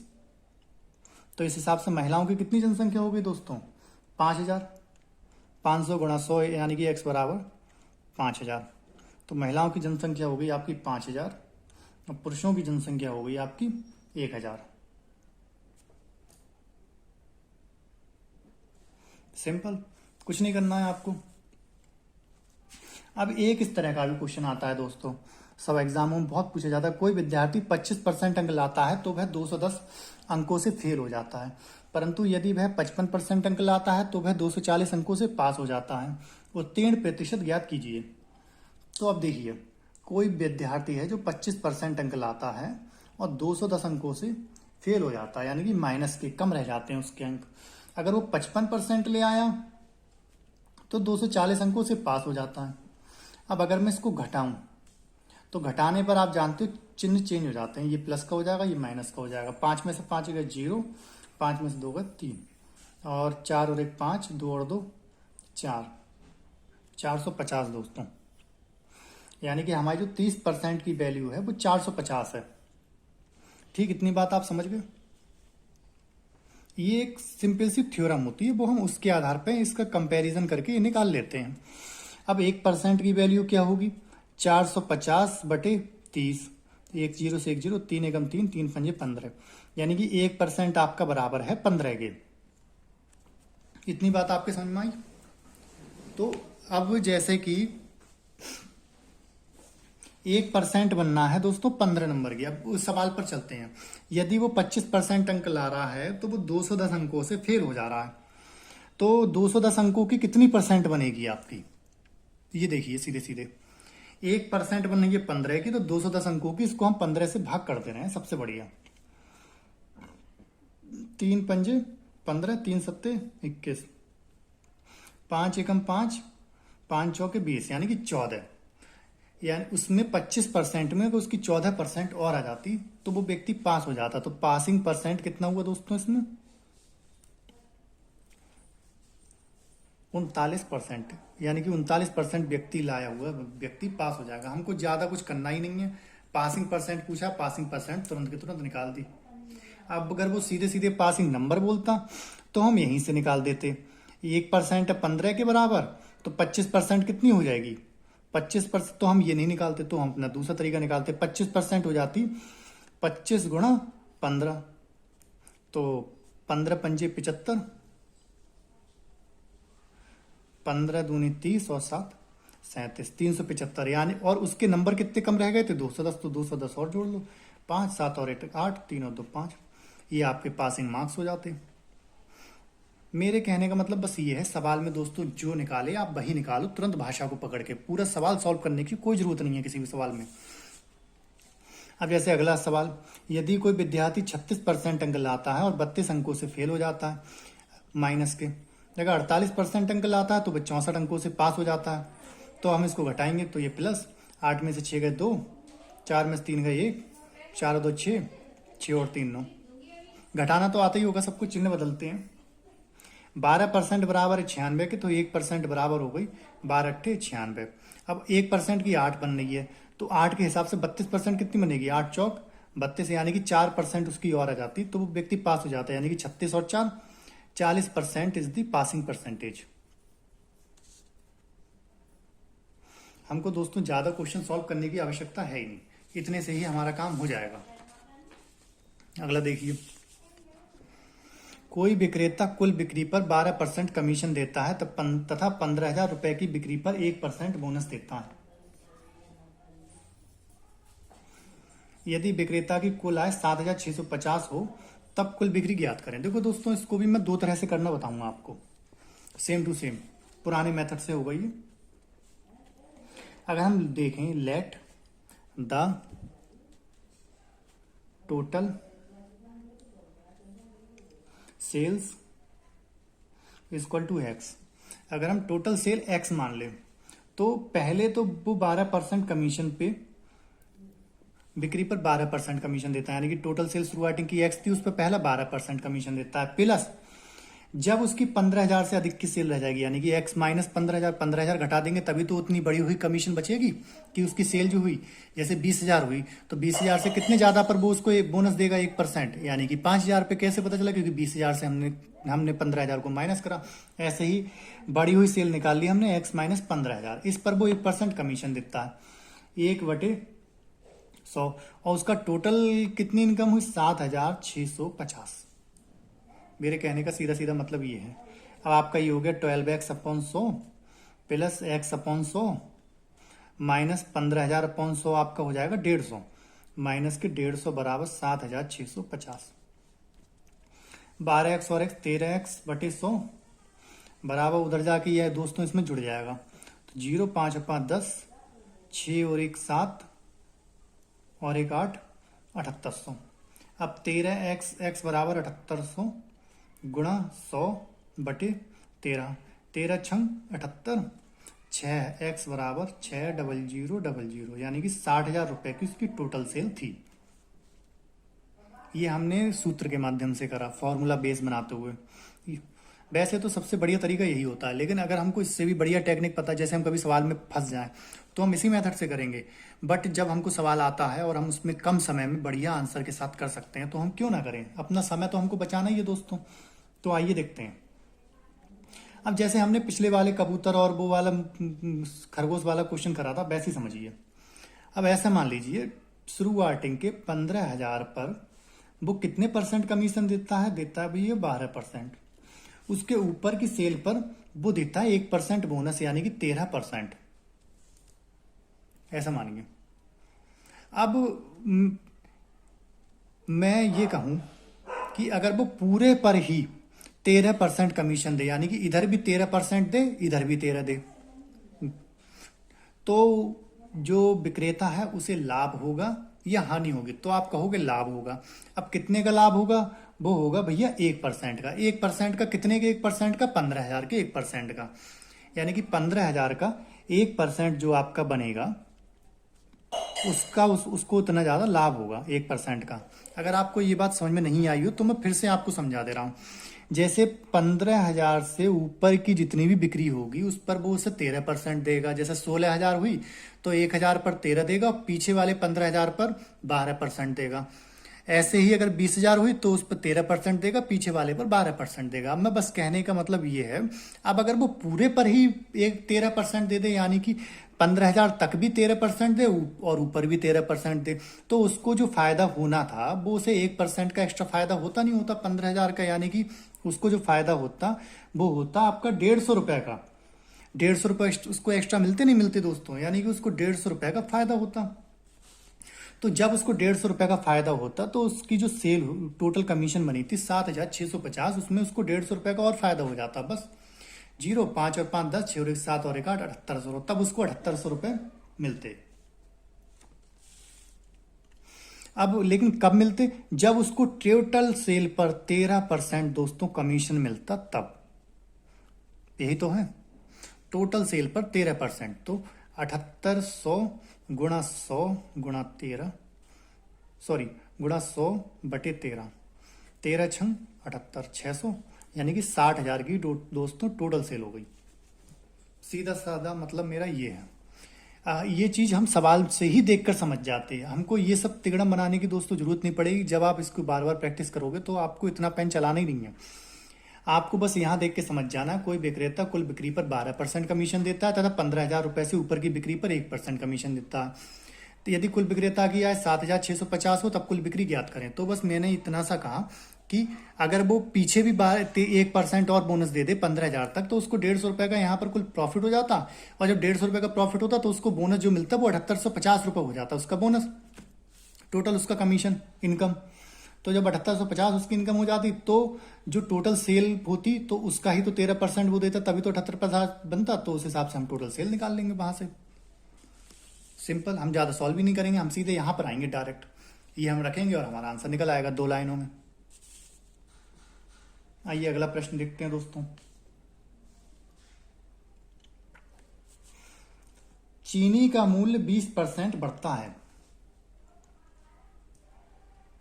चीनी की खपत में कितने % कमी की जाए जिससे कुल खर्च स्थिर रहे? अब देखिए, पहले 100 था, 100 से बढ़ के कितना हो गया 120। अब 120 में हम कितना कम कर दें कि खर्च बराबर रहे? तो 120 में हम 20 कम करेंगे दोस्तों, तो 20 कम करेंगे 120 में तो 100 पे कितना? बस आपका आंसर आ गया 16 सही 2/3%। क्योंकि आप ऐसा मानिए, जब कीमत बढ़ेगी तो खर्चा घटेगा, ये एक दूसरे के अपोजिट होते हैं। जैसे ये कीमत बढ़ी तो यहाँ पर हमारा खर्चा घट गया। इसको हमको अपोजिट कर देना सीधे सीधे। अगला सवाल देखिए, चीनी की कीमत 20% घट जाती है, 100 से 80 हो गई, उसकी खपत में कितने परसेंट की वृद्धि करें कि खर्चा ना बढ़े? यानी कि 20% की वृद्धि करनी होगी हमको 80 पे, तो 100 पे कितनी, 20 चौक 80, यानी कि 4 25, 25% की हमको वृद्धि करनी होगी। चीनी का मूल्य 30% घटता है, 100 से 70 हो गया, उसकी खपत में कितने परसेंट बढ़ाई जाए जिससे कुल खर्च 10% की कमी हो? यानी कि इसमें 10% की कमी हो 90। तो 70 में 90 बढ़ाने के लिए कितना बढ़ाना होगा? नहीं समझ में आई बात। देखिए, चीनी का मूल्य 30% घटता है, 100 से 70 हो गया। अब उसकी खपत में कितने प्रतिशत बढ़ाई जाए, उसकी खपत कितनी परसेंट बढ़ाई जाए, यानी कि 70 से कितना कराया जाए जिससे कुल खर्च में 10% की कमी हो? यानी कि कुल खर्च से 10%, 100 का 10% 90, तो 70 से 90 करने को हमको 20/70 गुणा 100, यानी कि 200/7% दोस्तों। ऐसे ही अगला देखिए, चीनी का मूल्य 20% बढ़ता है, 100 से 120, कितना किलोग्राम खपत कम करनी होगी जिससे कुल व्यय 5% बढ़े? जब भी कुल व्यय 5% बढ़े तो यानी कि 105, तो इस हिसाब से हमको 15 की कमी करनी होगी। तो 15 की कमी 120 पे, तो 100 पे कितनी, 0, 12 सही 1/2% जब हम इसको कैलकुलेट करेंगे।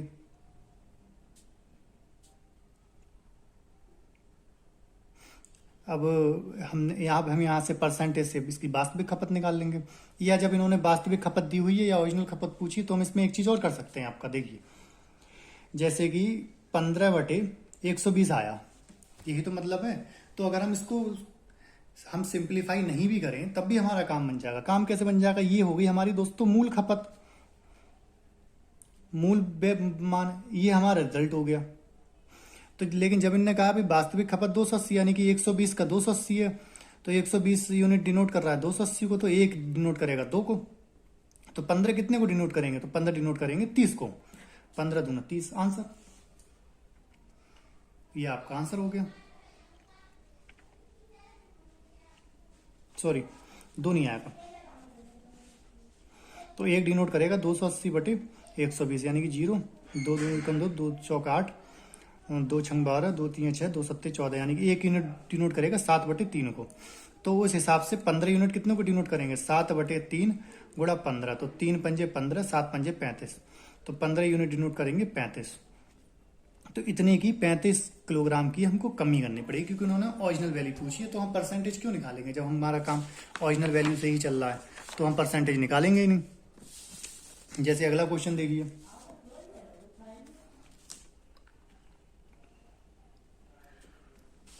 चीनी का दाम 20% बढ़ता है, तो 100 से 120 हो गया भाई चीनी का दाम, जिससे परिवार 300 रुपए में 12 किलोग्राम चीनी कम खरीदता है।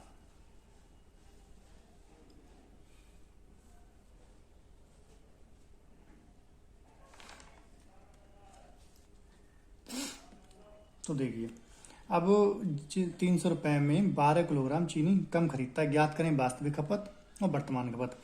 अब देखिए, इसकी खपत इसमें कम हो रही नहीं हो रही है इसकी खपत में कभी।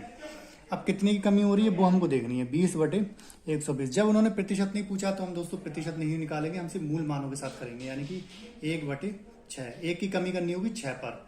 तो हमारी जो ओरिजिनल वैल्यू हो गई दोस्तों वो हो गई 6, और कमी कितने की करनी पड़ेगी? 1 की कमी करनी पड़ेगी। लेकिन वो सवाल में कह रहा है कि वो 1 की कमी नहीं कर रहा, वो कर रहा है 12 की कमी। तो 1 बराबर है 12 के, तो 6 किसके बराबर हो जाएगा? 6 गुणा 12 के, 12 6 72। तो पहले कितनी चीनी खरीदता था वो? 72 किलो, सॉरी। अब जब उसने 12 किलो की कमी कर दी तो कितनी चीनी खरीद रहा है वो? अब खरीद रहा है 60, अब खरीद रहा है 60, और तब खरीदता था 72 किलो। 300 रुपये पहले भी खर्च करता था वो, 300 रुपये आज भी खर्च करता है, तो 300/300 कर लोगे तो यहाँ से आपकी वर्तमान मान निकल आएगा।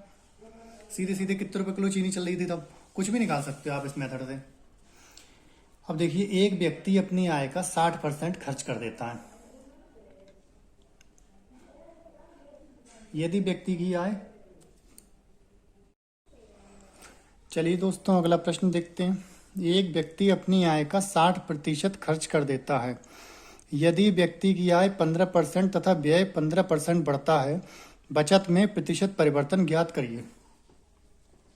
तो देखिए, 60% का जो हमारा वो है वो बनता है 60/100। 2×3=6, 2×5=10। तो यदि वो 5 कमाता है, 60% यानी कि 3 खर्च कर देता है, तो कितने बचाता है? 2 बचाता है। अब हम इसको सिंपली 500 कर ले रहे हैं, इसको 300, इसको 200। वो हम इसलिए कर रहे हैं ताकि हम इसकी कैलकुलेशन आसानी से कर सकें। यदि व्यक्ति की आय 15% बढ़ती है, यानी कि यहाँ से 75, 15% 500 कितना हुआ? 75, 575। और इसकी खर्चे 15% बढ़ते हैं, यानी कि 15×30, 15×3=45। तो कितने हो गए? 345। इस हिसाब से उसके खर्चे में कितना परिवर्तन आएगा? तो 75 एक बढ़ी और 45 उसने खर्चा बढ़ाया, तो 5 में से 5 गया 0, 7 में से 4 गया 3, यानी कि 30 की वृद्धि हो गई उसकी बचत में। तो 30 की वृद्धि हो गई 200 पे, तो 100 पे कितनी यही परसेंटेज होती है? 15%, यानी कि 15% की उसकी बचत में वृद्धि हो गई। सिंपल है दोस्तों, हमको कुछ करना ही नहीं है, ज़्यादा हमको डिटेल में नहीं जाना, ना हम इसको जोड़ के लिख रहे हैं ना कुछ कर रहे हैं। यहीं से यहीं हमने पकड़ के कर लिया कि भी पहले 75 बढ़ी, फिर पे यहाँ 45 और यहाँ 30, तो 200 से 30 पे हमने कैलकुलेट करके निकाल दिया। अगला प्रश्न देखिए। किसी चुनाव में 2 उम्मीदवार भाग लेते हैं, 20% वोट अवैध घोषित हुए तथा जीतने वाला प्रत्याशी वैध मतों का 70% प्राप्त करता है तथा 96,000 वोटों से जीतता है। अब देखिए इसमें क्या क्या करें। अगर इसको हम करने का 2 तरह है, या तो हम डायरेक्ट सीधे सीधे वैध मत मान ले, वैध मतों को ही 70 मान ले, तब भी हो जाएगा, है ना। या फिर हम टोटल 100 माने, उसमें से 20 वोट अवैध घोषित माने। तो हम यहां से मानते हैं, माना ऐसे ही मान लीजिए हमने जैसा माना, जो वैध वोट थे, या टोटल वोट से कर ले रहे हैं। चलिए, टोटल जो वोट थे वो थे 100%, 20% अवैध। अवैध कितने हो गए? 20। तो वैध कितने हो गए? 80%, 80 हुए। अब जीतने वाला प्रत्याशी वैध मतों का 70% प्राप्त करता है, यानी कि 80 का 70% 56। और हारने वाला प्रत्याशी कितने? 10 में से 6 गए 4, 7 में से 5 गए 2, 24। उसको 24 प्राप्त हुए। लेकिन वो ये कह रहा है कि वो 96,000 वोटों से जीतता है। अब यहाँ आप अंतर देखिए दोस्तों, कितने का है? 6 में से 4 गए 2, 5 में से 2 गए 3, यानी कि 32 वोटों का अंतर है जीतने और हारने वाले में, है ना। और जो 32 वोट बताते हैं वो बता रहे हैं हमारे 96,000 के लिए, ठीक। तो एक वोट कितने का हुआ? 96,000/32। तो 32 से हम इसको काट दो, 32 3 96, 300। तो 100 वोट, 100% कितने का हो गया आपका? 300, तो 0। टोटल 30,000 वोट थे। सिंपली दोस्तों आंसर हमने निकाल लिया। यह हम दूसरा तरह था, इसको हम 100 मानते यहाँ पर, तब हम ऊपर कैलकुलेट करते, लेकिन हमने टोटल ही 100 मान लिया क्योंकि उन्होंने टोटल वोट पूछे हैं। टोटल वोट कितने थे? टोटल में से 20 अवैध हो गए, 80 अवैध हो गए। 80 में से हमने यहाँ कैलकुलेट कर लिया, दोनों का अंतर निकाल लिया। अंतर आ रहा 32, 32 का मतलब 96,000, तो एक का मतलब 9600, 96/32। तो हमारी 1% की वैल्यू होगी 300, तो 100% की वैल्यू होगी 30,000, यानी कि टोटल वोट होगा 30,000। बहुत सिंपल है दोस्तों, इसी मेथड से करना आप भी सवाल। मेन चीज है आपकी प्रैक्टिस कितनी कर रहे हैं आप। किसी चुनाव में 2 उम्मीदवार हैं, 10% मतदाताओं ने वोट नहीं डाले, 25% वोट अवैध घोषित हुए। जीतने वाला प्रत्याशी वैध मतों का 55% प्राप्त करता है तथा 2,000 वोटों से जीतता है। सिंपली हम टोटल वोट मान ले रहे हैं 100%, वोट नहीं डाले यानी कि 90% बचे अब वोट, ठीक। अब 90% का 25% वोट अवैध घोषित हो गए, यानी कि 90 का 75% हमको लेना है। है ना। एक जीरो से एक जीरो कट गया, 5। या एक काम करिए, कैलकुलेशन थोड़ी कठिन हो रही है यहाँ पर दोस्तों, देखिए आप खुद समझ रहे हैं कैलकुलेशन कठिन हो रही है, तो हम इसमें एक ट्रिक लगाते हैं। अब हम इसमें जो ट्रिक लगाएंगे वो टोटल वैध वोट ही मान ले रहे हैं हम 100%। अब माना वैध वोट कितने दोस्तों हैं 100। 100 में से जीतने वाले को मिले 55 और हारने वालों को कितने मिले हैं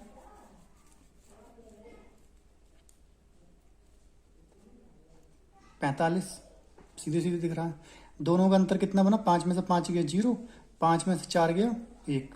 यानी कि वो 10 वोटों से जीता है, लेकिन वो एक्चुअल में 10 वोटों से नहीं, वो जो जीता है 20,000 वोटों 2,000 वोटों से। तो एक वोट कितने का, ये एक यूनिट की वैल्यू कितनी हो गई 200। तो इस हिसाब से 100 की वैल्यू कितनी हो गई 20,000। तो यानी कि वैध वोट हमारे कितने हो गए, वैध वोट हो गए दोस्तों 20,000। अब वो ये कह रहा है 10% मतदाताओं ने वोट नहीं डाले, 25% वोट अवैध घोषित हुए तथा जीतने वाला प्रत्याशी वैध मतों का, तो यानी कि 25 और 10 35% हमारे वोट ऐसे थे जो निष्क्रिय हो गए। ये वैध वोट जो डाले गए थे वो 35%, कितने बचे 65। तो x गुणा 65/100 बराबर 20,000। x बराबर 20,000 गुणा 100/65।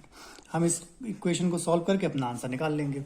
हमको दोस्तों भाई इक्वेशन को कम से कम करना है, ज़्यादा से ज़्यादा नहीं बढ़ाना, ना ज़्यादा सवाल में उलझना है। जितनी हमारी प्रॉब्लम कम होगी उतना ही हम आसानी से सवालों को सॉल्व कर पाएंगे। अगला सवाल देखिए, एक व्यक्ति अपनी आय का 5% यात्रा में, बचे का 20% भोजन में तथा 120 रुपये दान में देता है। अब ऐसे समझिए, टोटल अगर उसने x कमाया, माना उसकी x है इनकम, उसका वो 5% यानी कि 5/100 खर्च कर दिया, प्लस मल्टीप्लाई अब इसके बाद जो इतना बचा उसका 20% भोजन में 20/100, अब तथा 120 रुपये दान में देता है प्लस 120, और उसके पास अब जो पैसे बचते हैं वो 14 से बचते हैं। हम इस क्वेश्चन को सॉल्व कर लेंगे और दोस्तों आंसर निकल आएगा। देखिए निकालते हैं, 2 पंजे 10, 5 से 5 कट गए, x/100 बराबर 120 प्लस का है, उधर जाके माइनस का हो जाएगा तो 0, 10 में से 2 गए 8, 3 में से 1 गए 2, 1280, x बराबर 1280,000। ये आपकी उसकी कुल इनकम हो गई। अब ऐसे ही एक कॉन्ट्रैक्टर के पास कुछ तार है, माना x तार है, 10% भाग चोरी कर लेते हैं तो इसके पास कितना बचा 90/100। सॉरी ये मिस्टेक हो गई थोड़ी सी सवाल में, कोई बात नहीं, ये सवाल में मिस्टेक ये होगी दोस्तों, हमको बचा हुआ तार लेना, बची हुई चीज़ें लेनी है। जैसे सॉरी अभी मैं करवाता हूँ, x गुणा 5% यात्रा में खर्च करता तो कितना बचा उसके पास 95/100 मल्टीप्लाई, अब 20% भोजन में तो उसके पास कितना बचा 80/100,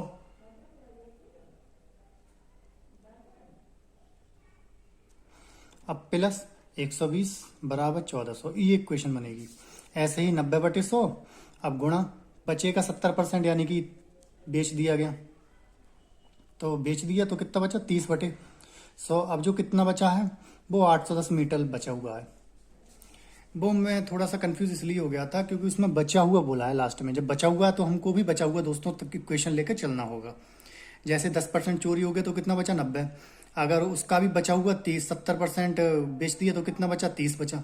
तो उस हिसाब से इक्वेशन को हमको सॉल्व करनी होगी, ना कि उस तरह से। अगर वो सिंपली पूछता तो हम सिंपली करते, ये बची हुई वाली कंडीशन होती है तो हम माइनस करते हैं। तो 1 0 से 1 0, 1 0 से 1 0, 3 से काट दो, 3 दूनी 6, 3 7 21, 9 से काट दो 9 8 9 3 27, तो x बराबर 3 0 और 2 0, ये है मीटर आंसर। अगला क्वेश्चन देखिए दोस्तों, ए तथा बी की कुल आय 1500 है। ए ने अपनी आय का 90% तथा बी ने अपनी आय का 80% खर्च कर दिया। उनकी बचत का अनुपात इतना है, उनकी पृथक आय ज्ञात करें। तो ऐसे समझिए, ए की आय 90% तथा बी की आय अपनी 80%, तो बची हुई कितनी दोनों की, क्योंकि बचत का ही अनुपात इनने दिया हुआ है, ये समझिए। तो बची कितनी 10 बटे बी अपनी 80 करता है, तो बी की बची कितनी 20, और बचत का कितना अनुपात है 3:4। तो 0 से 0, अगर हम बटे में 100 भी लगाते प्रतिशत हटाकर वो भी घट जाता, तो इसलिए उस चीज़ का कोई महत्व नहीं था। तो ए बटे बी बराबर 3:4।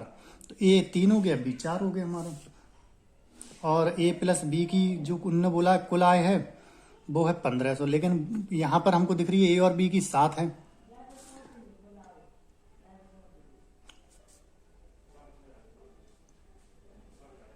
अरे नहीं, इसको हम काटना भूल गए, सॉरी। 2 दूनी 4, यहाँ 2 रह जाएगा दोस्तों।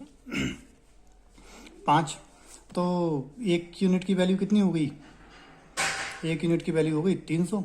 तो इन दोनों की पृथक आय अगर हम निकालें तो ए की 3 है तो 900, और बी की 2 है तो आपकी कितनी हो गई 3 दूनी 600। ए की 900, बी की 600। ये यहाँ से कर लीजिए, सिंपल।